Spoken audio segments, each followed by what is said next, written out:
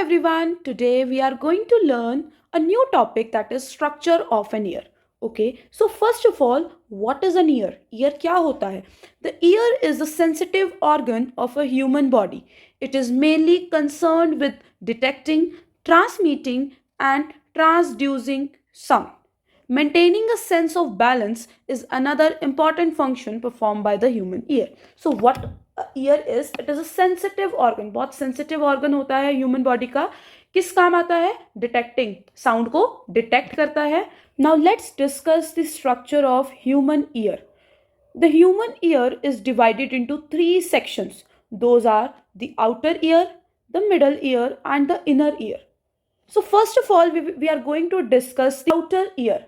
The outer ear or the external ear is consisting of the pinna. So this is pinna. So pinna and the earlobe. The pinna is cartilaginous and it directs the sound waves towards the external auditory canal. So first of all क्या होता है, जो sound waves है वो हमारी outer ear, ये जो पिना है इसके थ्रू हमारे ऑडिटरी कैनाल की तरफ वो जाती है. So this is auditory canal. Auditory canal. Okay, so this is auditory canal. The external auditory canal channels the sound to the tympanic membrane. So this is tympanic membrane or you can say eardrum. eardrum. तो क्या होता है, sound waves पिना के through और ordinary canal की तरफ जाती है और ये जो साउंड वेव्स है ऑडिटरी कैनाल से ईयर ड्रम पर जाती है. ठीक है. Next, in general the tympanic membrane is also called eardrum. I've already told it is thin and semi transparent. Okay, the external ear is formed by pinna and the external auditory canal that receives sounds and transmit them to the middle ear. अब यहाँ से ये सिर्फ हमारा था external ear. ठीक है, यहाँ से अब हम middle ear की तरफ बढ़ जाएंगे. ठीक है. The eardrum is very circular and flexible and it begins to vibrate when the incoming sound wave strikes. तो जब sound waves इसके ऊपर टकराती हैं, यहाँ पर ऐसे टकराएंगी तो ये वाइब्रेट करता है. ठीक है, वाइब्रेट करेगा. Now next part is middle ear. Middle ear, the middle ear consist of 3 bones. 3 bones होती हैं इसकी. That is hammer. This is hammer. Another is incus. Incus or you can say anvil. Anvil is, this one is anvil. Anvil. Okay. And stirrup or stapes. Stirrup or stapes. This is stirrup. Stirrup. और इन तीनों को मिला के क्या बनेगा हमारा middle ear. Middle ear. Okay. So the middle ear consists of 3 parts. Tiny bones are there. And it is filled with air. Air भरी होती है इसमें. The bones are known as ossicles. In bones को क्या बोलते हैं? Ossicles. इनका name क्या है? Malleus. Malleus, that is hammer. Anvil or you can say incus. And stirrup or you can say stapes. Okay. Sound vibrating on the tympanic membrane or you can say eardrum, जब sound eardrum के ऊपर पड़ती है, is transmitted further by these 3 bones. तो ये जो 3 bones होती हैं हमारी, ये further sound को transmit करती हैं कहाँ पर? inner ear की तरफ. ठीक है.